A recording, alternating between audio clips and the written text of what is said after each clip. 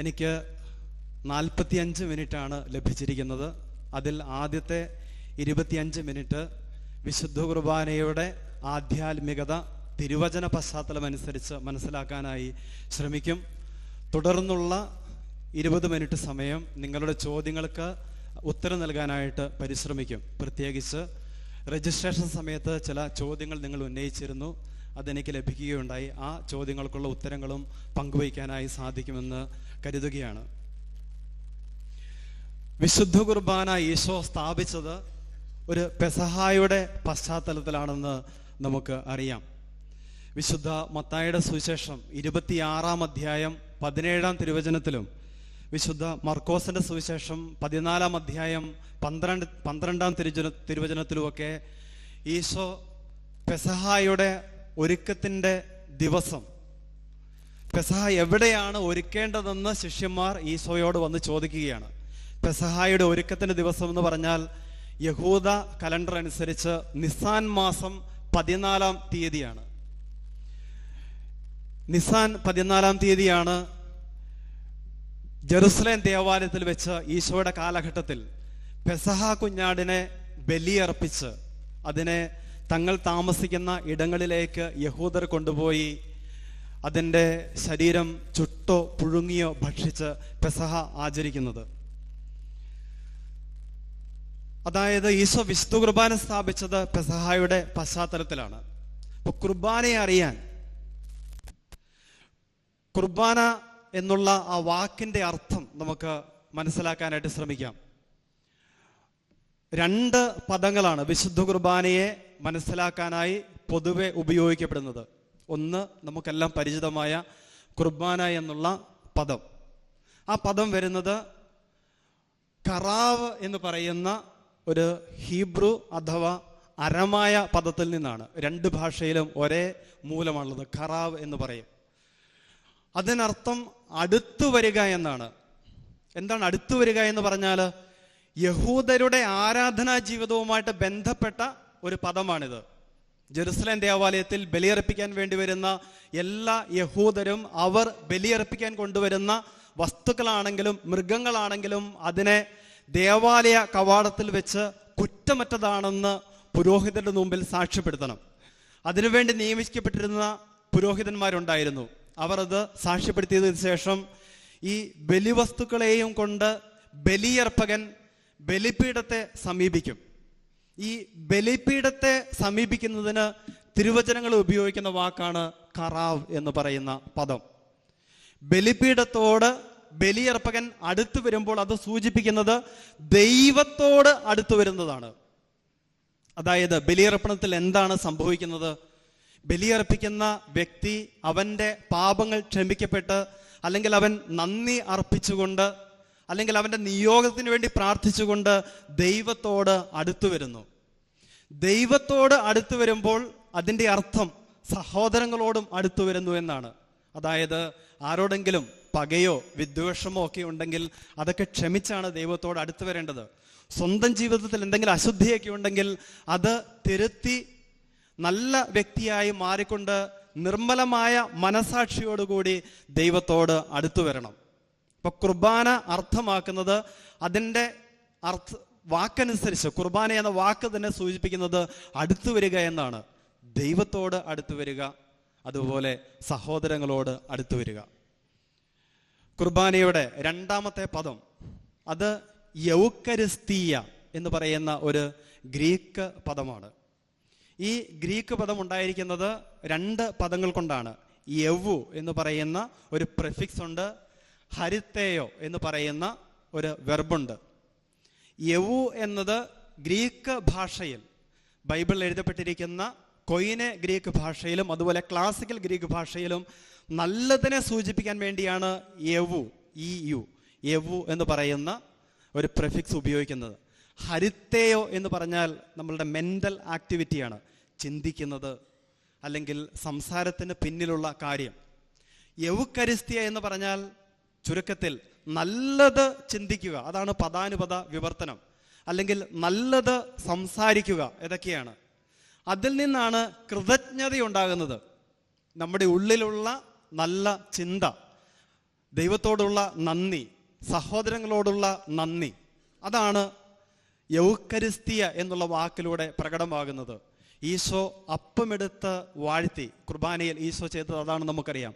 ഈശോ അപ്പമെടുത്ത് വാഴ്ത്തി എന്ന് പറയുമ്പോൾ ഏതൊരു യഹൂദനും അവരുടെ അനുദിന ജീവിതത്തിൽ ഭക്ഷണം കഴിക്കുന്നതിന് മുൻപ് ചെയ്തിരുന്ന കാര്യമാണ്. എല്ലായ്പ്പോഴും യഹൂദർ തങ്ങളുടെ ഭക്ഷണം, പ്രത്യേകിച്ച് പ്രധാനപ്പെട്ട ഭക്ഷണം, അത്താഴ സമയമാണ് പ്രധാന ഭക്ഷണം, ആ ഭക്ഷണം കഴിക്കുന്നത് ദൈവത്തെ വാഴ്ത്തി സ്തുതിച്ചുകൊണ്ടാണ്. ദൈവം ചെയ്ത ഒരു പ്രത്യേക കാര്യത്തെ ഓർത്തുകൊണ്ടല്ല, മറിച്ച് ദൈവമായിരിക്കുന്നതിനെ ഓർത്തുകൊണ്ട്. കാരണം ദൈവമാണ് മനുഷ്യനെ സൃഷ്ടിച്ചത്, ദൈവമാണ് ഈ പ്രപഞ്ചത്തെ താങ്ങി നിർത്തുന്നത്, പരിപാലിക്കുന്നത്, സംരക്ഷിക്കുന്നത്. അപ്പൊ ദൈവത്തിന്റെ ആ അനന്തമായ കാരുണ്യത്തെ ഓർത്ത് ദൈവത്തെ സ്തുതിച്ചുകൊണ്ടാണ് യഹൂദർ പ്രാർത്ഥിച്ച് ഭക്ഷണം സ്വീകരിക്കുന്നത്. ഇനി ഭക്ഷണം സ്വീകരിക്കുമ്പോൾ ഭക്ഷണം എവിടെ നിന്നാണ് വരുന്നത്? അത് ദൈവത്തിൽ നിന്നാണ് വരുന്നത്. കാരണം ദൈവത്തിൽ നിന്നാണ് എല്ലാം ഉണ്ടായിരിക്കുന്നത്. ദൈവം ഉണ്ടാകട്ടെ എന്ന് പറഞ്ഞു, എല്ലാം ഉണ്ടായി. മനുഷ്യനുൾപ്പെടെയുള്ള എല്ലാവരെയും ദൈവമാണ് സൃഷ്ടിക്കുന്നത്, ദൈവത്തിൽ നിന്നാണ് ഉണ്ടാകുന്നത്. ഈ ദൈവം തന്നെയാണ് നമുക്ക് പോഷണം തരുന്നത്. ദൈവത്തെ സ്തുതിക്കുമ്പോൾ സകല പോഷണത്തിൻ്റെയും ഉറവിടമായ നമ്മളുടെ ജീവിതത്തെ താങ്ങി നിർത്തുന്ന ദൈവത്തോടുള്ള കൃതജ്ഞതയാണ് പ്രകടിപ്പിക്കുന്നത്. നമ്മൾ വിശുദ്ധ കുർബാന, ഇപ്പോൾ നമ്മൾ വിശുദ്ധ കുർബാന അർപ്പിക്കുമ്പോൾ നമ്മളുടെ സീറോ മലബാർ ക്രമമനുസരിച്ച് അപ്പമെടുത്ത് വാഴ്ത്തി എന്ന് പറയുമ്പോൾ പുരോഹിതൻ തിരുവോസ്തി വാഴ്ത്തും, ആശീർവദിക്കും. എന്നാൽ യഥാർത്ഥത്തിൽ വാഴ്ത്തി എന്ന് പറയുമ്പോൾ ദൈവത്തിന് കൃതജ്ഞത അർപ്പിച്ചു, അതാണ് ഉദ്ദേശിക്കുന്നത്. വിശുദ്ധ കുർബാന സ്ഥാപിച്ചത് പെസഹായുടെ പശ്ചാത്തലത്തിലാണെന്ന് ഞാൻ നിങ്ങളോട് പറഞ്ഞു വെച്ചു. ഈ പെസഹായുടെ പശ്ചാത്തലം എന്താണ്? ആദ്യത്തെ പെസഹ, അത് പുറപ്പാടിന്റെ പുസ്തകം 12-ാം അധ്യായത്തിൽ അതിനെക്കുറിച്ചുള്ള വിവരണം തരുന്നുണ്ട്. ആ ആദ്യ പെസഹ അത് വളരെ വ്യത്യസ്തമായിട്ടുള്ള ഒരു പെസഹായായിരുന്നു. കാരണം അവർ ഈജിപ്തിൽ അടിമത്തത്തിലാണ്. ഫറവോയുടെ ആക്രമണത്തിൽ നിന്ന് അവർക്ക് രക്ഷപ്പെടണം, അതുകൊണ്ട് എത്രയും പെട്ടെന്ന് രക്ഷപ്പെടണം. അതുകൊണ്ട് തിടുക്കത്തിലാണ് അവർ പെസഹ ഭക്ഷിച്ചത്. അരമുറുക്കി യാത്രയ്ക്ക് വേണ്ട വടി കൈകളിലെടുത്തു, തിടുക്കത്തിൽ ഭക്ഷിച്ചു. ദൈവം അവരോട് പറഞ്ഞു, നിങ്ങളുടെ മാവ് അത് പുളിക്കാനായി നിങ്ങൾ കുഴച്ചു വെച്ചിട്ടുണ്ട്, പക്ഷെ അത് പുളിക്കാനായിട്ടുള്ള സമയമില്ല. അതുകൊണ്ട് പുളിക്കാത്ത മാവ് നിങ്ങൾ കൈകളിലെടുത്തുകൊണ്ട് അതും കൊണ്ട് വേണം നിങ്ങൾ യാത്ര ചെയ്യാൻ. അതായത് മാവ് പുളിച്ച് അപ്പമുണ്ടാക്കാനായി കാത്തിരിക്കാനുള്ള സമയമില്ല. അടിമത്തത്തിൽ നിന്ന് രക്ഷപ്പെടണം. തിടുക്കത്തിലാണ് അവർ പെസഹ ആചരിച്ചത്. എന്നാൽ ഈശോയുടെ കാലഘട്ടമായപ്പോഴേക്കും ഏതാണ്ട് 1450 1550 വർഷം ഒക്കെ ശേഷമാണ് ഈശോയുടെ കാലത്തെ പെസഹ. അതിൽ ഒത്തിരി വ്യത്യാസങ്ങൾ വന്നിരുന്നു. അതിൽ ഉണ്ടായിട്ടുള്ള പ്രധാനപ്പെട്ട വ്യത്യാസം, ഈ തിടുക്കത്തിലുള്ള പെസഹ ഭക്ഷണത്തിൽ നിന്ന് വളരെ റിലാക്സ്ഡ് ആയിട്ടുള്ള സമയമെടുത്തുള്ള പെസഹ ആചരണത്തിലേക്ക് അവർ പ്രവേശിച്ചു എന്നുള്ളതാണ്. അതായത് നിസാൻ മാസം 14-ാം തീയതി സൂര്യാസ്തമന സമയമാകുമ്പോഴാണ് പെസഹ തുടങ്ങുന്നത്. നിസാൻ മാസം 14-ാം തീയതി സൂര്യാസ്തമനം, അത് നിസാൻ 15-ാം തീയതിയുടെ ആരംഭമാണ്. നമ്മളുടെ രീതി അനുസരിച്ച് നമ്മളുടെ ദിവസം തുടങ്ങുന്നത് പ്രഭാതത്തിലാണല്ലോ, എന്നാൽ യഹൂദ രീതി അനുസരിച്ച് സൂര്യാസ്തമനത്തിലാണ് ഒരു ദിവസം ആരംഭിക്കുന്നത്. അതാണ് നമ്മളുടെ യാമപ്രാർത്ഥനകളിലൊക്കെ നാം തുടരുന്നത്. ഞായറാഴ്ച വൈകുന്നേരം നാം അർപ്പിക്കുന്ന യാമപ്രാർത്ഥന തിങ്കളാഴ്ച യാമപ്രാർത്ഥനയായിരിക്കും. അത് യഹൂദ പാരമ്പര്യത്തിൽ നിന്ന് നാം സ്വീകരിച്ചിരിക്കുന്നതാണ്. സൂര്യാസ്തമനത്തിൽ തുടങ്ങി പിറ്റേ സൂര്യോദയം വരെ, അതായത് രാത്രി മുഴുവൻ നീണ്ടു നിൽക്കുന്ന ആചരണമായിരുന്നു അവരെ സംബന്ധിച്ച് പെസഹ ആചരണം. അതുമാത്രമല്ല, ഈശോയുടെ കാലഘട്ടത്തിൽ ചാരിക്കിടന്നുകൊണ്ടാണ് പെസഹ ആചരിച്ചിരുന്നത്. അതുകൊണ്ടാണ് യോഹന്നാന് ഈശോയുടെ മാറിൽ ചാരിക്കിടന്നുകൊണ്ട് ഈശോയോട് സംസാരിക്കാൻ വേണ്ടി സാധിച്ചത്. ഈ ചാരിക്കിടന്നുകൊണ്ടുള്ള ആചരണം അവരുടെ സ്വാതന്ത്ര്യത്തിൻ്റെ പ്രഖ്യാപനമായിരുന്നു. പക്ഷേ നമുക്ക് ചോദിക്കാം, ഈശോ പെസഹ ആചരിക്കുമ്പോൾ യഹൂദർ റോമൻ ഭരണത്തിൻ്റെ കീഴിലായിരുന്നല്ലോ, തീർച്ചയായിട്ടും. പക്ഷേ അവർ കാനാൻ ദേശത്ത് വന്ന് താമസത്തിന് ശേഷം യഹൂദർക്ക് അവരുടേതായ ഭരണമുണ്ടായിരുന്ന കുറേ നൂറ്റാണ്ടുകൾ ഉണ്ടായിരുന്നു. അതിൻ്റെ ഓർമ്മകളിൽ നിന്നാണ് ആ സ്വാതന്ത്ര്യത്തെ അവർ ആചരിച്ചിരുന്നത്. അപ്പൊ രാത്രി മുഴുവൻ നീണ്ടു നിൽക്കുന്ന ഈ ആചരണത്തിൽ ചില കാര്യങ്ങൾ ഇതിനോട് കൂട്ടിച്ചേർക്കപ്പെട്ടു. അതിലൊന്നാണ് പെസഹ ആചരണ സമയത്ത് വീഞ്ഞുപയോഗിക്കാനായി തുടങ്ങി എന്നുള്ളത്. അതുമാത്രമല്ല, നമുക്കിതിനെക്കുറിച്ച് തിരുവചനങ്ങളിൽ വലിയ ഒരു വിവരമൊന്നും നമുക്ക് ലഭിക്കുന്നില്ല. എന്നാൽ യഹൂദരുടെ യേശുവിൻ്റെ കാലഘട്ടത്തിലെ ജീവിത രീതിയെക്കുറിച്ചൊക്കെ ബൈബിളിന് പുറത്തുള്ള യഹൂദരുടെ ചില പാരമ്പര്യ ഗ്രന്ഥങ്ങളിൽ നമുക്ക് ലഭിക്കും. അതിനുള്ള ഉദാഹരണങ്ങളാണ് മിഷ്ന. യഹൂദരുടെ വാചിക നിയമങ്ങൾ പിന്നീട് ക്രോഡീകരിക്കപ്പെട്ട് എഴുതപ്പെട്ടതാണ് മിഷ്ന എന്ന് പറയുന്നത്. അതുപോലെ അവരുടെ തൽമൂദ്, മിഷ്നയുടെ വ്യാഖ്യാനങ്ങളാണ് തൽമൂദ്. അതുപോലെ തിരുവചനങ്ങളുടെ വ്യാഖ്യാനങ്ങൾ തർഗും എന്ന പേരിൽ അറിയപ്പെടും. വ്യത്യസ്തമായ തർഗുമുകളുണ്ട്. തൽമൂദ് ആണെങ്കിൽ ജെറുസലേം തൽമൂദുണ്ട്, ബാബുലോണിയൻ തൽമൂദുണ്ട്. ഇവയിൽ നിന്നൊക്കെ ഈശോ ആചരിച്ചിരുന്ന ആ കാലഘട്ടത്തിലെ പെസഹായുടെ രീതികൾ മനസ്സിലാക്കാനായിട്ട് സാധിക്കും. ഇതിനോട് ചേർത്ത് ജുസേഫൂസ് ഫ്ലാവിയൂസ് എന്ന് പറയുന്ന യഹൂദ ചരിത്രകാരൻ എഴുതിയ ജൂവിഷ് ആന്റിക്വിറ്റി, യഹൂദ പൗരാണികത, അതുപോലെ ജൂവിഷ് വാർ, യഹൂദ യുദ്ധം, ഈ 2 പുസ്തകങ്ങളോട് ചേർത്ത് വയ്ക്കുകയാണെങ്കിൽ ഈശോയുടെ കാലഘട്ടത്തിൽ അവരെങ്ങനെ പെസഹ ആചരിച്ചിരുന്നു എന്നുള്ളതിനെ കുറിച്ചുള്ള സൂചനകൾ നമുക്ക് ലഭിക്കും. അതനുസരിച്ച് അവർ ഈ രാത്രി മുഴുവൻ നീണ്ടു നിൽക്കുന്ന പെസഹ ആചരണ സമയത്ത് 4 പ്രാവശ്യം അവരുടെ കപ്പുകളിൽ വീഞ്ഞൊഴിച്ച് അത് വാഴ്ത്തി ദൈവത്തെ സ്തുതിച്ച് പ്രാർത്ഥിക്കുമായിരുന്നു. അതിൽ ആദ്യത്തെ പാനപാത്രം നിറച്ചു കഴിഞ്ഞ് അവർ എല്ലാ ദിവസവും അവർ പ്രാർത്ഥിക്കുന്ന, അവരുടെ ഭക്ഷണത്തിന് മുമ്പ് പ്രാർത്ഥിക്കുന്ന ആ പ്രാർത്ഥന ചൊല്ലി ദൈവത്തെ വാഴ്ത്തി സ്തുതിക്കും. അതിനുശേഷം 2ാമത്തെ കപ്പ് പാനപാത്രം നിറച്ചു കഴിഞ്ഞ് ആ സമയത്താണ് പെസഹായുടെ ഹഗദ പറയുന്ന സമയം. ആ സമയത്ത് കുടുംബത്തിലെ ഏറ്റവും കുരുന്നുകളായിട്ടുള്ള കുട്ടികൾ കുടുംബനാഥനോട് ചോദിക്കും, എന്തുകൊണ്ടാണ് ഈ രാത്രി മറ്റ് രാത്രികളിൽ നിന്ന് വ്യത്യസ്തമായിരിക്കുന്നത്? കാരണം മറ്റ് രാത്രികളിൽ അവരുടെ സാധാരണ ഭക്ഷണ സമയമാണ്. 1 പ്രാവശ്യം മാത്രമേ അവർ പാനപാത്രം നിറയ്ക്കുകയുള്ളൂ. എന്നാൽ ഇപ്പോൾ 4 പ്രാവശ്യം പാനപാത്രം നിറയ്ക്കുകയാണ്. ആഘോഷം കൂടുകയാണ്, രാത്രി മുഴുവൻ നീണ്ടു നിൽക്കുകയാണ്, ചാരിക്കിടക്കുകയാണ്. ഇതൊക്കെ വളരെ വ്യത്യസ്തത തരികയാണ്.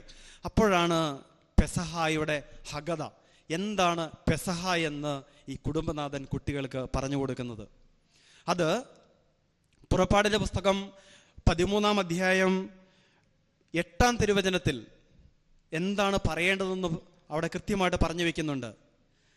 ഈജിപ്തിൽ അടിമത്തത്തിലായിരുന്നപ്പോൾ ദൈവം എന്നെ പുറത്തു കൊണ്ടുവന്ന് എനിക്ക് ചെയ്തു തന്നതിൻ്റെ ഓർമ്മയായിട്ടാണ് ഇത് ചെയ്യുന്നത് എന്ന് പറഞ്ഞുകൊണ്ട് പെസഹായുടെ അതിലേക്ക് നയിച്ച അടിമത്തം എന്താണെന്ന് കുടുംബനാഥൻ വ്യക്തമാക്കി തരും.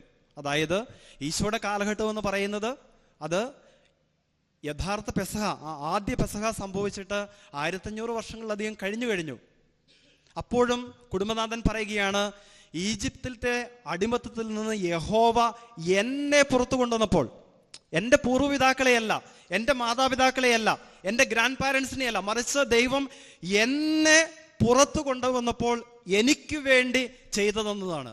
അതാണ് നമ്മൾ സ്ഥാപനവാക്യങ്ങൾക്ക് ശേഷം വിസ്തുർബാനയിൽ പുരോഹിതൻ പറയും, ഇത് നിങ്ങൾ എൻ്റെ ഓർമ്മയ്ക്കായി ചെയ്യുവിനെന്ന്. എന്താണ് ഓർമ്മ? ദൈവം പണ്ടെന്നോ ചെയ്ത, ചരിത്രത്തിൽ ചെയ്ത കാര്യമല്ല, മറിച്ച് ഇപ്പോൾ ഈ നിമിഷം എനിക്ക് വേണ്ടി ചെയ്തു തന്നത്, ഈശോ എനിക്ക് വേണ്ടി ഈ നിമിഷം ചെയ്തു തരുന്നത്. അതായത് അതാണ് പെസഹ ആചരണം. കുർബാന അർപ്പണം എന്ന് പറഞ്ഞാൽ പണ്ടെന്നോ ഈശോ ചെയ്ത ഒരു കാര്യത്തെ നാം അനുസ്മരിക്കുന്നതല്ല, മറിച്ച് ഈശോ ഈ നിമിഷം ഇപ്പോൾ എനിക്ക് തരുന്ന രക്ഷയെ ഞാൻ ആചരിക്കുന്നതാണ്. ഒപ്പം ഓരോ വിശുദ്ധ കുർബാന അർപ്പണവും കുർബാനയായി മാറാൻ വേണ്ടിയുള്ള ക്ഷണം കൂടിയാണ്. ഞാൻ കുർബാനയിൽ പങ്കെടുക്കുമ്പോൾ ഈശോയോട് പറയുകയാണ്, ഈശോയെ ഇനി മുതൽ ഞാൻ കുർബാനയായി മാറിക്കൊള്ളാം, ഞാൻ കുർബാനയായി മാറിക്കൊള്ളാം. കുർബാനയായി തീരാൻ വേണ്ടിയുള്ള നമ്മളുടെ വിശ്വാസത്തിൻ്റെ പ്രഖ്യാപനം കൂടിയാണ് ഈ നിങ്ങളെൻ്റെ ഓർമ്മയ്ക്കായി ചെയ്യുമെന്ന് പറയുമ്പോൾ.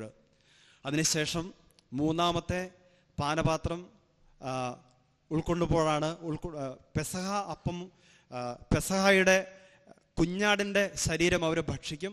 അതിനോട് ചേർന്ന് 3ാമത്തെ കപ്പ് പാനപാത്രം കുടിക്കും. അതിനുശേഷം അവർ ഹല്ലേൽ സങ്കീർത്തനങ്ങൾ ആലപിക്കും. 114 മുതൽ 118 വരെയുള്ള സങ്കീർത്തനങ്ങളാണ് ഹല്ലേൽ സങ്കീർത്തനം എന്ന പേരിൽ അറിയപ്പെട്ടിരുന്നത്. അത് പെസഹായുടെ സമയത്ത് അവർ അത് ആലപിക്കും. അതിനുശേഷം 4ാമത്തെ കപ്പ് പാനപാത്രം കുടിച്ചുകൊണ്ടാണ് പെസഹ ആചരണം സമാപിപ്പിച്ചിരുന്നത്. ഇനി ഈശോ ഈ 4 പാനപാത്രങ്ങൾ കുടിച്ചിരുന്നോ? ഇത് മനസ്സിലാക്കണമെങ്കിൽ വിശുദ്ധ ലൂക്കായുടെ സുവിശേഷം 16-ാം അധ്യായം 22-ാം അധ്യായം 16 മുതലുള്ള തിരുവചനങ്ങൾ വായിക്കുമ്പോൾ ഈശോ ആചരിച്ച പെസഹായെക്കുറിച്ചുള്ള കുറച്ച് ഡീറ്റെയിൽസ് നമുക്ക് ലഭിക്കും. അവിടെ പറഞ്ഞു വയ്ക്കും, അവൻ പാനപാത്രം എടുത്തു ശിഷ്യന്മാർക്ക് കൊടുത്തു, എന്നിട്ട് പറഞ്ഞു, ഇത് നിങ്ങൾ വാങ്ങി കുടിക്കുവിൻ. പിന്നീട് അവൻ അപ്പം എടുത്തു ആശീർവദിച്ച് മുറിച്ച് അവർക്ക് കൊടുത്തു, എന്നിട്ട് പറഞ്ഞു, ഇതെൻ്റെ ശരീരമാകുന്നു, നിങ്ങൾ വാങ്ങി ഭക്ഷിക്കുവിൻ. അതിനുശേഷം വീണ്ടും പാനപാത്രം എടുത്തു. അത് കൊടുത്തുകൊണ്ടാണ് പറയുന്നത്, ഇത് നിങ്ങൾക്ക് വേണ്ടി ചിന്തപ്പെടുന്ന പുതിയ ഉടമ്പടിയുടെ എൻ്റെ രക്തമാകുന്നു എന്ന്. അതായത് ലൂക്കായുടെ സുവിശേഷം അനുസരിച്ച് ഈശോ 2 തവണ പാനപാത്രം എടുത്ത് കുടിക്കുന്നുണ്ട്.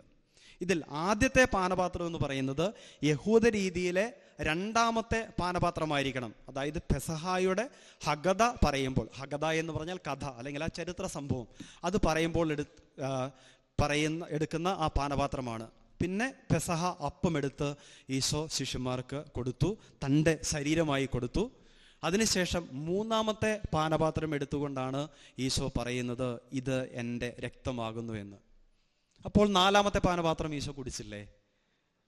അതിനെക്കുറിച്ചുള്ള സൂചന വിശുദ്ധ മത്തായിയുടെ സുവിശേഷം 26-ാം അധ്യായം 26 മുതൽ 29 വരെയുള്ള തിരുവചനങ്ങൾ വായിക്കുമ്പോൾ മനസ്സിലാകും.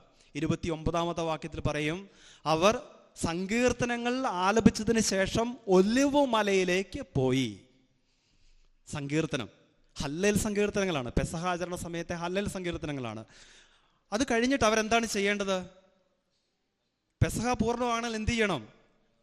പാനപാത്രം കുടിക്കണം. പക്ഷെ ഈശോ കുടിച്ചോ? തുടർന്ന് എന്താ ചെയ്തത്? ഒലിവ് മലയിലേക്ക് പോയി. ഒലിവ് മലയിൽ പോയി ഈശോ എന്ത് ചെയ്തു? ഗെത്സമേൻ തോട്ടത്തിൽ പോയി. എന്നിട്ട് ഈശോ എന്ത് ചെയ്തു? ദൈവത്തോട് പറയുകയാണ്, പിതാവേ, കഴിയുമെങ്കിൽ ഈ പാനപാത്രം എന്നിൽ നിന്ന് മാറ്റിത്തരണമേ. വിശുദ്ധ മത്തായിയുടെ സുവിശേഷം 26-ാം അധ്യായം 39-ാമത്തെ തിരുവചനം, പിതാവ്, ഈ പാനപാത്രം കഴിയുമെങ്കിൽ എന്നിൽ നിന്ന് മാറ്റിത്തരണമേ. ഈശോ പാനപാത്രം കുടിക്കുന്നില്ല. കുടിക്കാൻ ഈശോയ്ക്ക് പറ്റുന്നില്ല, മടുത്തു പോവുകയാണ്. പിതാവിനോട് പറയുകയാണ്, ഈ പാനപാത്രം നീ മാറ്റിത്തരണമേ. എന്നിട്ട് ഈശോ എന്താ കൂട്ടിച്ചേർക്കുന്നേ? എൻ്റെ ഹിതമല്ല നിന്റെ ഹിതം നിറവേറട്ടെ. എനിക്ക് ഈ പാനപാത്രം കുടിക്കാൻ ഇപ്പോൾ പറ്റുന്നില്ല, എനിക്ക് സാധിക്കുന്നില്ല, എനിക്ക് താങ്ങാവുന്നതിന് അപ്പുറത്താണ് ഈ സഹനം. പക്ഷേ അങ്ങനെയാണെങ്കിലും നിന്റെ ഹിതം നിറവേറട്ടെ, നിന്റെ ഹിതം മാത്രം നിറവേറട്ടെ.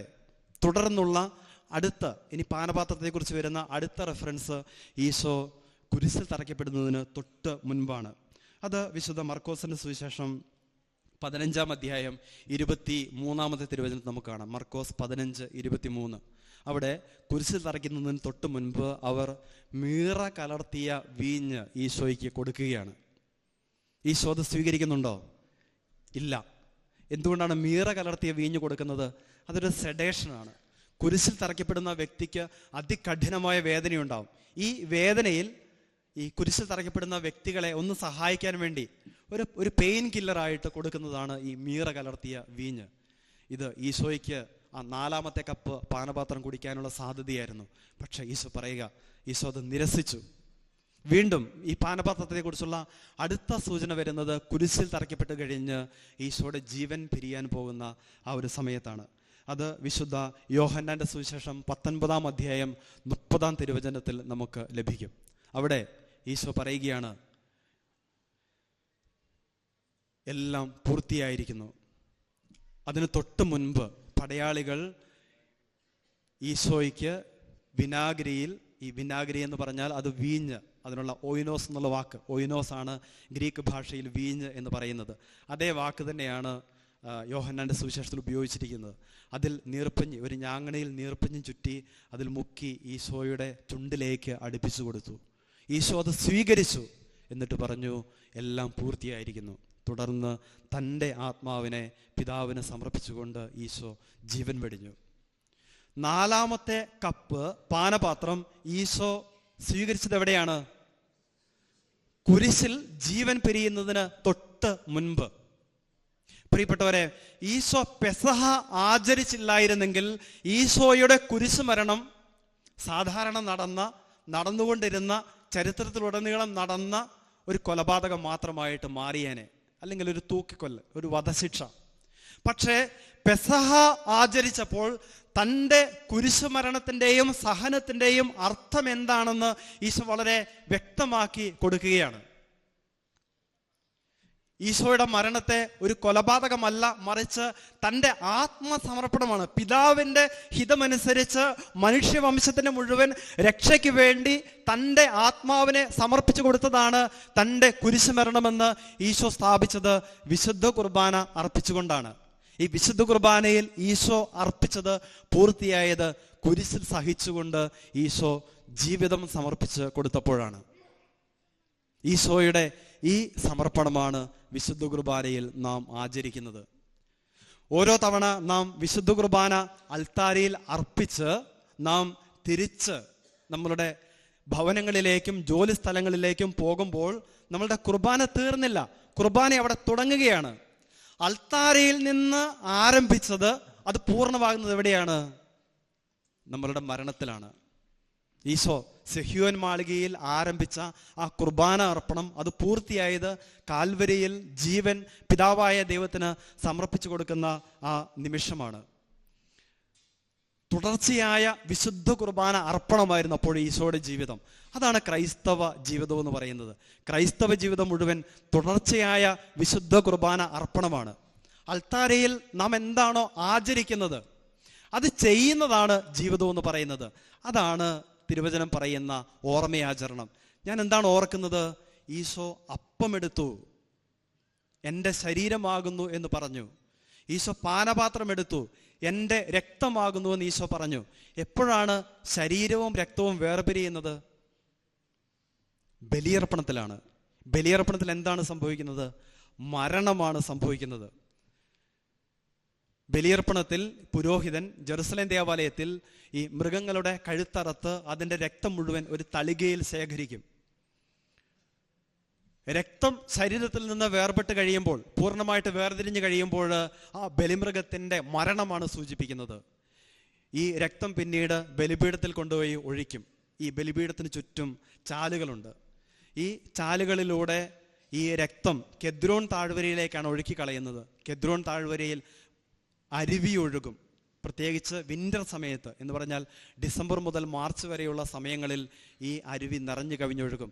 പെസഹ ആചരണ സമയത്ത് ജോസഫൂസ് ഫ്ലാവിയോ നൽകുന്ന വിവരണമനുസരിച്ച് ഏകദേശം 10 ലക്ഷത്തോളം യഹൂദർ പെസഹ ആചരണത്തിന് വരുമെന്നാണ്. 10 പേർക്ക് ഒരാട് എന്നാണ് സൂചിപ്പിക്കുന്നത്. 10 പേർക്ക് ഒരാടിനെ കൊല്ലാം.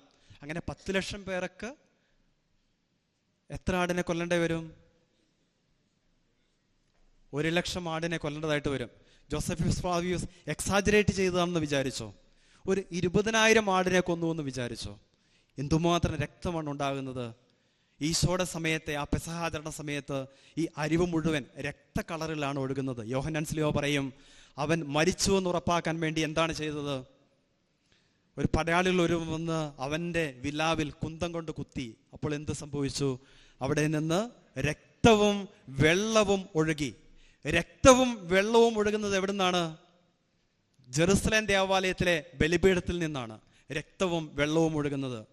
യോഹന്നാൻ സ്ലീഹ തുടക്കത്തിലെ പറയുകയാണ്, 2-ാം അധ്യായം ജെറുസലേം ദേവാലയം ശുദ്ധീകരിച്ചതിന് ശേഷം പറയുകയാണ്, ഈശോ പറഞ്ഞു, നിങ്ങൾ ഈ ദേവാലയം നശിപ്പിക്കുക, 3-ാം ദിവസം ഇത് ഞാൻ പുനരുദ്ധരിക്കും. തൻ്റെ ശരീരമാകുന്ന ആലയത്തെക്കുറിച്ചാണ് അവൻ പറഞ്ഞതെന്ന് പിന്നെ ശിഷ്യന്മാർ ഓർക്കുകയാണ്. ഈശോയുടെ മരണനേരം വിലാവിൽ കൊന്തം കൊണ്ട് കുത്തി, അവിടെ നിന്ന് രക്തവും വെള്ളവും ഒഴുകി. സുവിശേഷകൻ പറയുകയാണ്, ഇതാ ജെറുസലേം ദേവാലയം, ഈ കുരിശിൽ കിടക്കുന്നവനാണ് ജെറുസലേം ദേവാലയം. എന്താണ് അവൻ്റെ അൾത്താര? അവൻ്റെ ശരീരമാണ്, അവൻ്റെ ഹൃദയമാണ്. ഈശോയുടെ ശരീരത്തിലെ ആ ഹൃദയമാണ് അവൻ്റെ അൾത്താര. ആ അൾത്താരയിൽ അവൻ ബലിയർപ്പിച്ചത് എന്താണ്? അവൻ്റെ ജീവിതമാണ്. അൾത്താരയിൽ ഈശോ തൻ്റെ ജീവിതം ബലിയായി അർപ്പിച്ചു. ഇതാണ് പ്രിയപ്പെട്ടവരെ കുർബാന. വിശുദ്ധ കുർബാന അർപ്പിച്ചതിന് ശേഷം നാം നമ്മളുടെ പ്രവർത്തന വീഥികളിലേക്ക് ഇറങ്ങിച്ചെല്ലുകയാണ്. അവിടെ പങ്കുവയ്ക്കാനായി നമ്മളുടെ സഹായം ആവശ്യമുള്ളവർക്ക് അത് നാം നൽകാൻ തയ്യാറാകുമ്പോൾ നമ്മളുടെ ജീവിതത്തെ കുർബാനയാക്കി മാറ്റുകയാണ്. തിരുവോസ്തി അത് ഏറ്റവും ചെറുതാണ്. നമുക്കൊരു പാട്ടറിയാമല്ലോ, ഇത്ര ചെറുതാകാൻ എത്ര വളരണം. ജീവിതത്തിൽ എളിമപ്പെടാനുള്ള അവസരമുണ്ടാകുമ്പോൾ നാം കുർബാനയായി മാറുകയാണ്. ക്ഷമിക്കുമ്പോൾ നാം കുർബാനയായി മാറുകയാണ്. നമ്മുടെ കുടുംബത്തിൽ ശാന്തിയും സമാധാനം ഉണ്ടാകാൻ വേണ്ടി ചില കാര്യങ്ങൾ നാം കണ്ടില്ലെന്ന് നടിക്കണം, സാരമില്ല എന്ന് വെക്കണം. അങ്ങനെ സാരമില്ല എന്ന് വെക്കുമ്പോൾ നാം കുർബാനയായി മാറുകയാണ്. എന്നെ മറ്റുള്ളവർ വേദനിപ്പിക്കുമ്പോൾ, എനിക്കിത് സാധിക്കില്ല എന്ന് തോന്നുമ്പോൾ ഈശോയുടെ സന്നിധിയിലേക്ക് പോയി ഈശോ പറഞ്ഞതുപോലെ പിതാവേ, എൻ്റെ ഹിതമല്ല നിന്റെ ഹിതം നിറവേറട്ടെ എന്ന് പറയാനായി സാധിക്കുമ്പോൾ നാം കുർബാനയായി മാറുകയാണ്. അങ്ങനെ വിശുദ്ധ കുർബാനയായി മാറണമെന്ന് ഓരോ വിശുദ്ധ കുർബാന അർപ്പണവും നമ്മോട് ആവശ്യപ്പെടുന്നു. അതിന് സാധിക്കുന്നുണ്ടോ? ഈ ദിവികാരുണ്യ കോൺഗ്രസ് നാം ഇന്ന് ആചരിക്കുമ്പോൾ, വിശുദ്ധ കുർബാന അർപ്പിച്ച് പ്രാർത്ഥിക്കുമ്പോൾ, തുടർന്ന് ദിവികാരുണ്യ പ്രദർശനം നടത്തുമ്പോഴൊക്കെ പ്രിയപ്പെട്ടവരെ, നമ്മളുടെ നിയോഗമായി നമ്മുടെ ജീവിതത്തിലേക്ക് കൊണ്ടുവരാം. ഈശോയെ കുർബാനയായി മാറുവാൻ, ജീവിതം മുഴുവൻ കുർബാനയാക്കി മാറ്റുവാൻ നീ കൃപ തരണമേ. കുർബാന എന്ന വാക്കിനർത്ഥം ദൈവത്തോട് അടുക്കുക, സഹോദരങ്ങളോട് അടുക്കുക. യൗക്കരിസ്തയോ, നല്ലത് പറയുക, എപ്പോഴും നന്മ പറയാൻ, മറ്റുള്ളവരെ കുറിച്ച് നന്മ മാത്രം പറയാൻ. ഇനി നല്ലത് പറയാനില്ലെങ്കിൽ മൗനം പാലിക്കാൻ. അങ്ങനെ എപ്പോഴും പോസിറ്റീവായിട്ട് ചിന്തിക്കുവാൻ, പോസിറ്റീവായിട്ടുള്ള കാര്യങ്ങൾ പറയാൻ. നെഗറ്റീവായിട്ടുള്ള കാര്യം പറയുമ്പോഴും അത് സ്നേഹം ചാലിച്ചുകൊണ്ട്, ആദരവ് കലർത്തിക്കൊണ്ട് പറയാൻ. അങ്ങനെയൊക്കെ സാധിക്കുന്നതാണ് വിശുദ്ധ കുർബാന അർപ്പണമെന്ന് പറയുന്നത്. എനിക്ക് തന്നിരിക്കുന്ന ഷെയറിങ്ങിൻ്റെ സമയം തീരുകയാണ്. ഇനി നിങ്ങൾക്ക് ചില ചോദ്യങ്ങൾ ചോദിക്കാനായിട്ട് ഉണ്ടെങ്കിൽ ചോദിക്കാം.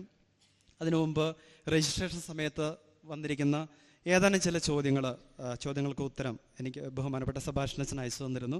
അതിനുള്ള ഉത്തരങ്ങൾ തരാമെന്ന് വിചാരിക്കുകയാണ്.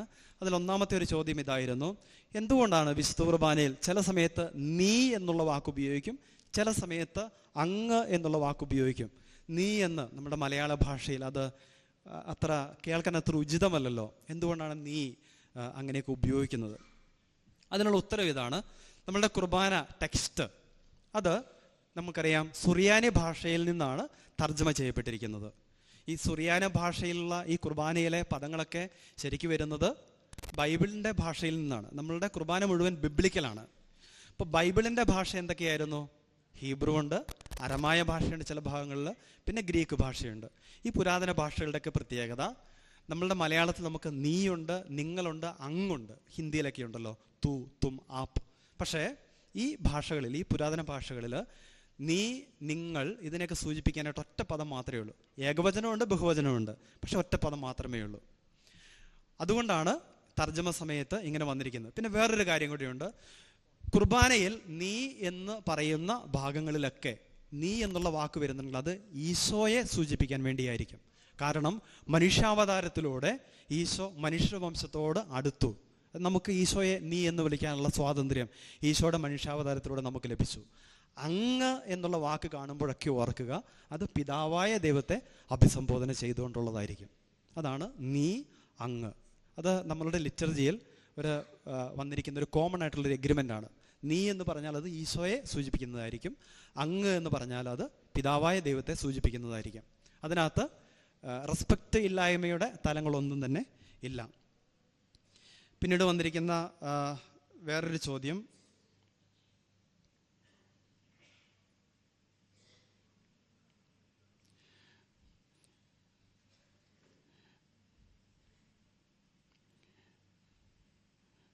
വിശുദ്ധ കുർബാനയിൽ സ്വർഗസ്ഥനായ പിതാവേ എന്ന പ്രാർത്ഥനയിൽ മാറ്റം വരുത്തി, എന്നാൽ കൊന്ത തുടങ്ങിയ പ്രാർത്ഥനകളിൽ മാറ്റം വന്നിട്ടില്ലല്ലോ എന്ന് പറഞ്ഞിരിക്കുന്നത്. ഇപ്പോൾ സാധാരണഗതിയിൽ കുർബാനയാണ് നമ്മളുടെ പ്രാർത്ഥനകളുടെ എല്ലാം അടിസ്ഥാനം. അപ്പം അതിൻ്റെ ചുവട് പിടിച്ചുകൊണ്ട് മറ്റ് പ്രാർത്ഥനകളിൽ മാറ്റങ്ങൾ വരുത്തേണ്ടത് നമ്മളുടെ അഭിവന്ദ്യ 2 പിതാക്കന്മാരും ഇവിടെയുണ്ട്. ഇനി രൂപതയുടെ ലിറ്റർജിക്കൽ മീറ്റിംഗ് ഒക്കെ ചേരുമ്പോഴേക്കും കൊന്തയിൽ നമ്മൾ സ്വർഗസ്ഥനായ പിതാവേ പ്രാർത്ഥിക്കുമ്പോഴും ഞങ്ങൾ പ്രലോഭനത്തിൽ വീഴാൻ ഇടയാകരുതേ, അത് കൊന്തയിലെ സ്വർഗസ്ഥനായ പിതാവിലേക്ക് മാറ്റം വരുത്താനായിട്ട് സാധിക്കുകയാണെങ്കിൽ നല്ലതായിരിക്കുമെന്ന് തോന്നുന്നു. പിന്നീട് വന്നിരിക്കുന്നൊരു ചോദ്യം എന്താണ്: വിശുദ്ധ കുർബാനയിൽ ആരാധന സമയം തിരുശരീരം ഉയർത്തുമ്പോൾ നാം ധ്യാനിക്കേണ്ടത് ഈശോയുടെ രക്ഷാകര പ്രയാണത്തിലെ ഏത് ഘട്ടമാണ് എന്നുള്ളതാണ്. ഇത് ഞാൻ സ്വർഗത്തു നിന്നുള്ള ജീവനുള്ള അപ്പമാകുന്നു എന്ന് പറഞ്ഞുള്ള പ്രാർത്ഥന, ആ പാട്ട് പാടുമ്പോൾ കാർമ്മ്യൻ തിരുശരീരം ഉയർത്തുമല്ലോ, ആ സമയത്ത് നാം ധ്യാനിക്കേണ്ട കാര്യം തന്നെയാണ് ആ പാട്ടിൻ്റെ ഉള്ളടക്കമായിട്ടും പിന്നെ വിഭജന ശുശ്രൂഷ ചെയ്യുമ്പോൾ പുരോഹിതൻ പ്രാർത്ഥിക്കുന്ന പ്രാർത്ഥനയുണ്ട്. അത് നിങ്ങളുടെ കുർബാന പുസ്തകത്തിൽ ചെറിയ അക്ഷരങ്ങളിൽ പ്രിൻ്റ് ചെയ്ത് വെച്ചിട്ടുണ്ട് അതിനകത്തുള്ളത്. അപ്പോഴവിടെ എപ്പിക്ലേസിസ് റുഹാക്ഷണ പ്രാർത്ഥനയോടുകൂടി വിശുദ്ധ കുർബാന ഇത് അപ്പവും വീഞ്ഞും ഈശോയുടെ തിരുശരീരവും തിരുരക്തവുമായിട്ട് മാറുന്നത് പൂർണ്ണമാവുകയാണ്. തുടർന്ന് സഭയുടെ വളർച്ചയെയാണ് നാം ധ്യാനിക്കുന്നത്. അങ്ങനെയുള്ള നടപടി പുസ്തകത്തിൽ പെന്തക്കുസ്ത തിരുനാൾ കഴിഞ്ഞു, ശിഷ്യന്മാർ പരിശുദ്ധാത്മാവിനെ സ്വീകരിച്ചു, പിന്നീട് സഭയുടെ വളർച്ചയെയാണ് അനുസ്മരിക്കുന്നത്. ഇവിടെ ഞാൻ സ്വർഗത്തു നിന്നുള്ള ജീവനുള്ള അപ്പമാകുന്നു എന്ന് പറയുന്ന പാട്ട് പാടുന്ന സമയത്ത് സഭയുടെ വളർച്ചയാണ് സൂചിപ്പിക്കുന്നത്. നിങ്ങൾ അൽമായ സഹോദരങ്ങൾക്ക് ഒരുപക്ഷെ അറിയില്ലായിരിക്കാം, വിഭജന ശുശ്രൂഷയുടെ സമയത്ത് വൈദികൻ തിരുശരീരം തിരുവോസ്തി മുറിച്ചതിന് ശേഷം ഇടത് കൈയിലിരിക്കുന്ന ഭാഗം തല തിരിച്ച് പീലാസയിൽ വെക്കും. അപ്പോൾ കുരിശ് നേരെ തല കീഴായി വരും. ആ തല കീഴായി കുരിശ് വരുന്നത് പത്രോസിൻ്റെ രക്തസാക്ഷിത്വത്തെയാണ് അനുസ്മരിക്കുന്നത്. പത്രോസ് ഈശോയെ പോലെ കുരിശിൽ മരിക്കാനായിട്ടുള്ള യോഗ്യതയില്ലാത്തതിനാൽ തല കീഴായി കുരിശിൽ മരിച്ചു. അങ്ങനെ സഭയുടെ വളർച്ച, സഭയുടെ ത്യാഗം, ഉണ്ടാകുന്ന പേഴ്സിക്യൂഷൻസ്, ഇന്ന് നമ്മളുടെ ക്രൈസ്തവ വിശ്വാസം ജീവിക്കുന്നതിൽ നാം നേരിടുന്ന സഹനങ്ങളും വെല്ലുവിളികളും, അതൊക്കെയാണ് ഇവിടെ ധ്യാന വിഷയമായിട്ട് മാറുന്നത്. വേറൊരു ചോദ്യം, വിശുദ്ധ കുർബാനയിൽ ഇരിക്കുന്ന സ്ഥലം, നിൽക്കുന്ന സ്ഥലം, മുട്ടുകുത്തേണ്ട സ്ഥലം ഇത് ഏതൊക്കെയാണ് എന്നതാണ്. നമ്മളുടെ വിശുദ്ധ കുർബാന അത് ഓരോ വിശുദ്ധ കുർബാന അർപ്പണവും അപ്പസ്തോലന്മാരുടെ ആധ്യാത്മികത അനുസരിച്ച് വരുന്നതാണ്. ലത്തീൻ സഭയുടെ വിശുദ്ധ കുർബാന അർപ്പണം അത് പത്രോസ് അപ്പസ്തോലന്റെ ആധ്യാത്മികതയിൽ നിന്ന് വരുന്നതാണ്. അപ്പോൾ പത്രോസിനോടാണ് ഈശോ പറയുന്നത് സഹനമൊന്നും വേണ്ട എന്ന് ഈശോ പറയുമ്പോൾ പത്രോസിനെ ഈശോ എന്താ പറയുന്നത്? സാത്താനെ നീ എൻ്റെ പിന്നിലേക്ക് പോവുക. അപ്പം സഹനം എന്നുള്ളത് പത്രോസിനെ സംബന്ധിച്ച് വലിയൊരു വെല്ലുവിളിയായിരുന്നു. അത് ജീവിക്കാനായിട്ട് അദ്ദേഹത്തിന് സാധിക്കുകയും ചെയ്തു. അതുകൊണ്ട് ലത്തീൻ സഭയിൽ കൂടുതലായിട്ട് ഈശോയുടെ പീഡാനുഭവ കുരിശുമരണ രഹസ്യങ്ങളെയാണ് അനുസ്മരിക്കുന്നത്. തോമസ് ലീഹായുടെ വിശ്വാസ ചൈതന്യം പേർന്നവരാണ് സീറോ മലബാർ സഭാംഗങ്ങളായ നമ്മൾ. അപ്പോൾ തോമസ് ലീഹായുടെ ക്രിസ്തു അനുഭവം എന്താണ്? എൻ്റെ കർത്താവേ, എൻ്റെ ദൈവമേ, ഉദ്ധിതനായ ഈശോയുടെ ആ അനുഭവമാണല്ലോ. അതുകൊണ്ട് സീറോ മലബാർ സഭയുടെ കുർബാനയിൽ കൂടുതലായിട്ട് ഈശോയുടെ ഉദ്ധാന രഹസ്യത്തെയാണ് നാം അനുസ്മരിക്കുന്നത്. അതുകൊണ്ട് തന്നെ കുർബാനയിൽ ഏറ്റവും കൂടുതൽ ഭാഗം നാം നിന്നുകൊണ്ടാണ് പ്രാർത്ഥിക്കുന്നത്. നിന്നുകൊണ്ട് പ്രാർത്ഥിക്കുന്നത് ഉദ്ധാനത്തിലുള്ള നമ്മളുടെ സന്തോഷത്തെയാണ് സൂചിപ്പിക്കുന്നത്. പിന്നെ മുട്ടുകുത്തി പ്രാർത്ഥിക്കുന്ന സ്ഥലം അത് അനുതാപ ശുശ്രൂഷയുടെ സമയത്താണ്. നമ്മളുടെ പാപമോചനം, വിഭജന ശുശ്രൂഷ, അതിനുശേഷം അനുതാപ ശുശ്രൂഷ. ഇരിക്കേണ്ട സ്ഥലം ഏതൊക്കെയാണ്? വചനവായനയുടെ സമയത്ത്, സുവിശേഷ വായന ഒഴികെയുള്ള വചനവായനകളുടെ സമയത്തും, പിന്നെ വൈദികൻ തിരുവചനം വ്യാഖ്യാനിക്കുന്ന സമയത്തുമാണ് ഇരുന്നുകൊണ്ട് പ്രാർത്ഥിക്കുന്നത്. അതാണ് നമ്മളുടെ കുർബാനക്രമം നമ്മിലോട് നിർദ്ദേശിക്കുന്നത്. അടുത്തൊരു ചോദ്യം, സ്വർഗസ്ഥനായ പിതാവേ എന്ന പ്രാർത്ഥന ആവർത്തിക്കുന്നതിൻ്റെ അർത്ഥം എന്താണ്? അപ്പം ഇതിനോട് ചേർന്നാണ് ചിലപ്പോഴൊക്കെ നമ്മൾ ചില പ്രാർത്ഥനകളൊക്കെ 3 പ്രാവശ്യം ആവർത്തിക്കുന്നുണ്ടല്ലോ. ഇപ്പം സ്വർഗസ്ഥനായ പിതാവേ പരിശുദ്ധൻ പരിശുദ്ധൻ പരിശുദ്ധൻ നമ്മൾ പറയുന്നുണ്ടല്ലോ. അപ്പം ഇതിനുള്ള പ്രധാനപ്പെട്ട കാരണം നമ്മളുടെ കുർബാന സ്വർഗീയ ആരാധനയുടെ ഭൂമിയിലെ പതിപ്പാണ്. സ്വർഗീയ ആരാധന നിങ്ങൾ തിരുവചനമൊക്കെ വായിച്ചു നോക്കുമ്പോൾ യെശയ്യാ പ്രവാചകന്റെ പുസ്തകം 6-ാം അധ്യായം വായിക്കുക. അവിടെ സ്വർഗീയ ആരാധനയുടെ ചിത്രീകരണമുണ്ട്. അവിടെ യെശയ്യാ പ്രവാചകൻ കാണുന്നത് മാലാഖമാർ പരിശുദ്ധൻ പരിശുദ്ധൻ പരിശുദ്ധൻ എന്ന് പാടി സ്തുതിക്കുന്നതാണ്. അപ്പം അങ്ങനെ ബൈബിളിലുള്ള ആരാധന സമയത്ത് സ്വർഗീയ ആരാധനയെ സൂചിപ്പിക്കുമ്പോൾ വെളിപാട് ദിവസം വായിച്ചുള്ളൂ അവിടെയൊക്കെ 3 പ്രാവശ്യം ആവർത്തിക്കുന്നതൊക്കെ നമുക്ക് കാണാം. അപ്പോൾ സ്വർഗീയ ആരാധനയുടെ ഭൂമിയിലെ പതിപ്പാണ് നമ്മളുടെ വിശുദ്ധ കുർബാന അർപ്പണം. ചോദിച്ച സമയമാവും പറയണേ. നമ്മളുടെ വിശുദ്ധ കുർബാന അർപ്പണം എന്ന് പറയുന്നത് അതുകൊണ്ടാണ് 3 പ്രാവശ്യം ആവർത്തിക്കുന്നത്. സ്വർഗസ്ഥനായ പിതാവേ ആഘോഷമായ കുർബാനയിൽ, അല്ലെങ്കിൽ ഏറ്റവും ആഘോഷമായ റാസക്രമത്തിലൊക്കെ കുർബാന സ്വീകരണത്തിന് ശേഷം ഒരിക്കൽ കൂടി ചൊല്ലും. അങ്ങനെ 3 പ്രാവശ്യം വരും. അത് സൂചിപ്പിക്കുന്നത്, ഒന്ന്, ആദ്യത്തെ പ്രാർത്ഥന മനുഷ്യാവതാരത്തിലൂടെ പുത്രനായ ദൈവത്തെ നമുക്ക് നൽകിയ പിതാവിനുള്ള കൃതജ്ഞതാ പ്രാർത്ഥനയാണ് ആദ്യത്തെ സ്വർഗസ്ഥനായ പിതാവേ എന്നുള്ളത്. രണ്ടാമത്തെ സ്വർഗസ്ഥനാം ചൊല്ലുന്നത് കുർബാന സ്വീകരണത്തിന് തൊട്ട് മുൻപാണ്. അത് കുർബാനയിലൂടെ ഇത് ജീവന്റെ അപ്പമായി നമുക്ക് പുത്രനായ ദൈവത്തെ തരണമെന്ന് പിതാവായ ദൈവത്തോട് നാം നടത്തുന്ന പ്രാർത്ഥനയാണ് രണ്ടാമത്തേത്. അതൊരു യാചനാ പ്രാർത്ഥനയാണ്. അതുകൊണ്ടാണ് കാർമികൻ കരങ്ങൾ ഉയർത്തി ഈ സ്വർഗസ്ഥനായ പിതാവേ എന്നുള്ള പ്രാർത്ഥന ചൊല്ലുന്നത്. മൂന്നാമത്തെ സ്വർഗസ്ഥനായ പിതാവേ നമ്മൾ സാധാരണ അത് ആഘോഷമായ കുർബാനകളിലാണ് ചൊല്ലാറുള്ളത്. അത് വിശുദ്ധ കുർബാനയിലൂടെ നമ്മളുടെ ജീവിതത്തിലേക്ക് കടന്നു വന്ന പുത്രനായ ദൈവത്തിന് നന്ദി പറഞ്ഞുകൊണ്ട് പിതാവിനോട് നാം നടത്തുന്ന സ്തുതിയാണ് ഈ മൂന്നാമത്തെ സ്വർഗ്ഗസ്ഥനായ പിതാവേ എന്നുള്ള പ്രാർത്ഥന. അപ്പോൾ ഈ 3 പ്രാവശ്യം ആവർത്തിക്കുന്നതിൻ്റെ പിന്നിലും ഈ പ്രാർത്ഥന റിപ്പീറ്റ് ചെയ്യുന്നതിൻ്റെ പിന്നിലൊക്കെയുള്ള ലക്ഷ്യം അതാണ്. ഇനി സ്വർഗ്ഗസ്ഥനായ പിതാവേ എന്ന പ്രാർത്ഥന 2ാം പ്രാവശ്യം ചൊല്ലുമ്പോൾ എന്തിനാണ് കൈ ഉയർത്തുന്നത്? അത് പിതാവിനോടുള്ള യാചനയാണ്. പുത്രനായ ഇത് ജീവൻ്റെ അപ്പം നമുക്ക് തരാൻ വേണ്ടിയിട്ട് ഉള്ള യാചന. വേറൊരു ചോദ്യം, എന്തുകൊണ്ട് അല്ലെങ്കിൽ എന്തിനു വേണ്ടി സീറോ മലബാർ സഭയിൽ ഇടയ്ക്കിടെ കുർബാനയിലും പ്രാർത്ഥനയിലും മാറ്റങ്ങൾ കൊണ്ടുവരുന്നു എന്നുള്ളതാണ്. ആരാധനക്രമം എല്ലായ്പ്പോഴും ആരാധന സമൂഹത്തെ കൃത്യമായി പ്രാർത്ഥിക്കാൻ സഹായിക്കാൻ വേണ്ടിയുള്ളതാണ്. അതുകൊണ്ട് കാലോചിതമായ പരിഷ്കാരങ്ങൾ വരുന്നുണ്ട്.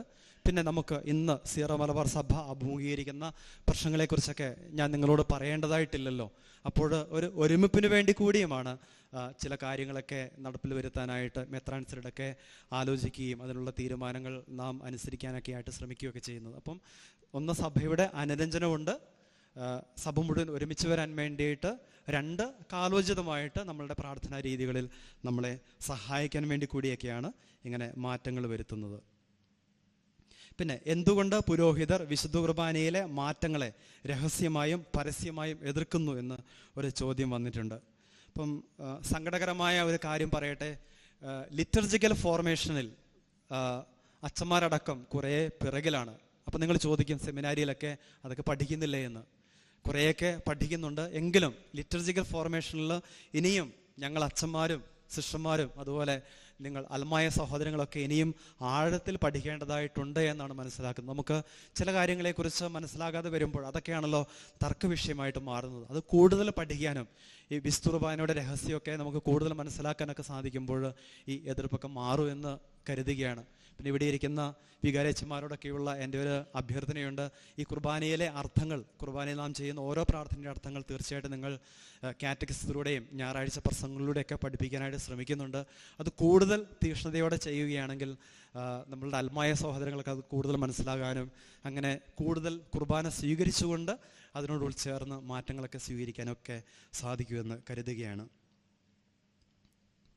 പിന്നെ എന്തുകൊണ്ടാണ് വിശുദ്ധ കുർബാന ഏകീകരിച്ചിട്ട് 2 വർഷം കഴിഞ്ഞിട്ടും രൂപതയിലെ പള്ളികളിൽ പല രീതികളിൽ കുർബാന അർപ്പിക്കപ്പെടുന്നത്? ഈ ചോദ്യം വന്നിരിക്കുന്ന സാഹചര്യം എനിക്ക് അറിയില്ല, എങ്കിലും ഒരു കാര്യം ഇതിനോട് കൂട്ടിച്ചേർക്കാൻ ആഗ്രഹിക്കുകയാണ്. നമ്മളുടെ സീറോ മലബാർ സഭയുടെ ആരാധനയെ തീരുമാനിക്കുന്നത് സീറോ മലബാർ മെത്രാന്മാരുടെ സിനഡാണ്. നമുക്കെല്ലാവർക്കും ആ സിനഡ് അനുസരിച്ചുകൊണ്ട് മുന്നോട്ട് പോകാനുള്ള ഉത്തരവാദിത്വമുണ്ട്. ഈശോ പറഞ്ഞതും അനുസരണമാണല്ലോ. ഇഷ്ടമില്ലാത്തപ്പോൾ ഈശോ പറഞ്ഞു, എൻ്റെ ഹിതമല്ല നിൻ്റെ ഹിതം നിറവേറട്ടെ. അതിനുള്ള കൃപ നമുക്കെല്ലാവർക്കും സീറോ മലബാർ സഭയിലെ എല്ലാവർക്കും ലഭിക്കുന്നതിന് വേണ്ടി നമുക്ക് പ്രാർത്ഥിക്കുകയും ചെയ്യാം. ഓക്കെ, എനിക്ക് തന്നിരിക്കുന്ന ചോദ്യങ്ങൾ ഏകദേശം പൂർണ്ണമായെന്ന് വിചാരിക്കുകയാണ്. ഇനി സമയമുണ്ടോ? ആർക്കെങ്കിലും ചോദിക്കാനുണ്ടെങ്കിൽ ചോദിക്കാം.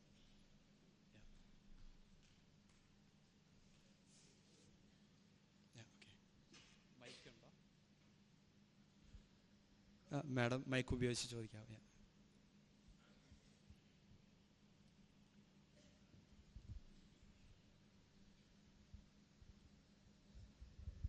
ബഹുമാനപ്പെട്ട വൈദികരെ, എൻ്റെ എളിയ ചോദ്യത്തിന് ഉത്തരം പ്രതീക്ഷിക്കുന്നു.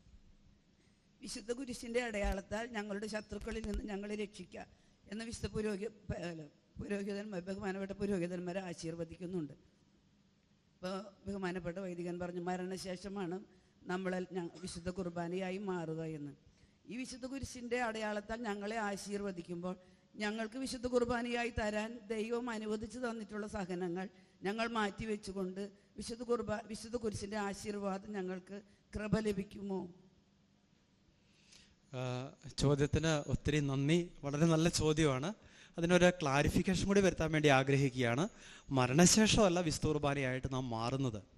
ഇത് ജീവിച്ചിരിക്കുമ്പോൾ തന്നെയാണ് സംഭവിക്കേണ്ടത്. ഈശോ വിശുദ്ധ കുർബാനയായിട്ട് മാറിയത്, ആ പ്രോസസ്സ് പൂർത്തിയായത് ഈശോയുടെ മരണത്തിലാണ് എന്നാണ് പറഞ്ഞത്. പക്ഷേ ഈശോയുടെ വിശുദ്ധ കുർബാന അർപ്പണത്തിൻ്റെ ഭാഗമായിരുന്നു ഈശോയുടെ കുരിശിലെ സഹനം. ഒരർത്ഥത്തിൽ നോക്കുകയാണെങ്കിൽ മനുഷ്യാവതാരം മുതൽ കുരിശ് മരണം ഉദ്ധാനം വരെ നീണ്ടുനിന്ന ആ ജീവിതം മുഴുവൻ കുർബാനയായി മാറാനുള്ള പ്രോസസ്സായിരുന്നു. നിങ്ങളുടെ ജീവിതത്തിൽ നിങ്ങൾക്ക് സഹനങ്ങൾ ഉണ്ടാവുമ്പോൾ, കർത്താവ്യ മതി എന്നൊക്കെ പറഞ്ഞു പോകുന്ന നിമിഷമൊക്കെ ഉണ്ടാവുമ്പം ഈശോയുടെ തിരുശരീരത്തോടും തിരുരക്തത്തോടും ചേർന്ന് കുർബാന അർപ്പണത്തോട് ചേർന്ന് നിങ്ങളതങ്ങ് സമർപ്പിച്ചു കൊടുക്കുമ്പോൾ ജീവിതം കുർബാന അർപ്പണമായിട്ട് മാറും. അപ്പോൾ ഇതൊരു പ്രോസസ്സാണ്. അത് നമ്മുടെ മരണത്തിലും ഉദ്ധാനത്തിലും നിത്യസൗഭാഗ്യത്തിലും പൂർണ്ണമാകേണ്ട ഒരു പ്രോസസ്സാണ്. അത് തുടർച്ചയായിട്ട് സംഭവിച്ചുകൊണ്ടേയിരിക്കണം. അതുകൊണ്ട് വിശുദ്ധ കുർബാന നമ്മളുടെ ശക്തി സ്രോതസ്സാണ്. അപ്പം മടുത്തു പോകുമ്പോൾ കുർബാനയിലേക്ക് തിരിച്ചു വരിക, അവിടെ നിന്ന് ഊർജ്ജം സ്വീകരിക്കുക, വീണ്ടും ഈ കുർബാനയായി മാറാനുള്ള ആ പ്രോസസ്സ് കണ്ടിന്യൂ ചെയ്തുകൊണ്ടിരിക്കുക. അപ്പം അതിനുള്ള ഒരു കൃപ, ശ്ലൈഹിക ആശീർവാദം ഇത് തിരുപ്പട്ടത്തിലൂടെ പുരോഹിതർക്ക് തിരുസഭ നൽകുന്നുണ്ട്, ഈശോ നൽകുന്നുണ്ട്.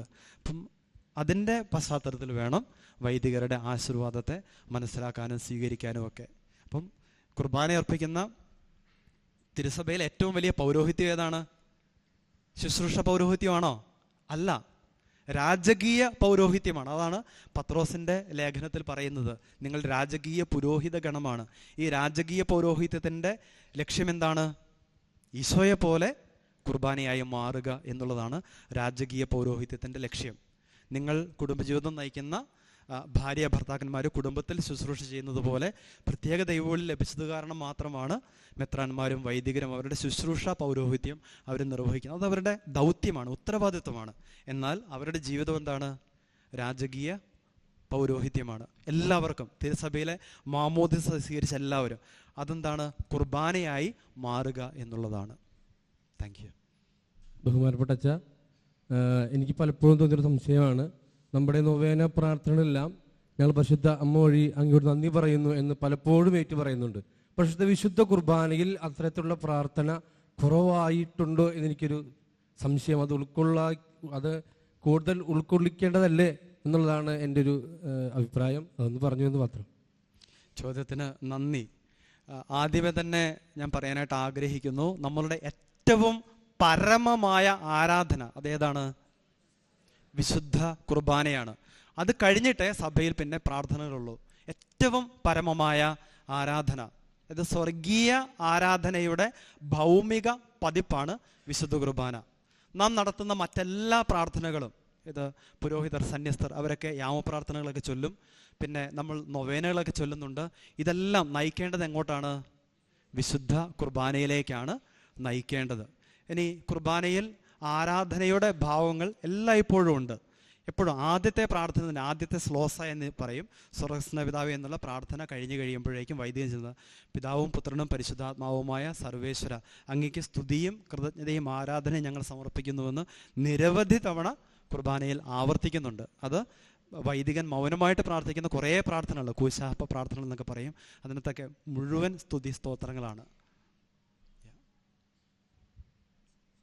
ലാസ്റ്റ് ക്വസ്റ്റ്യൻ ആണ്, സമയം തീരുവാണ്. ഹലോ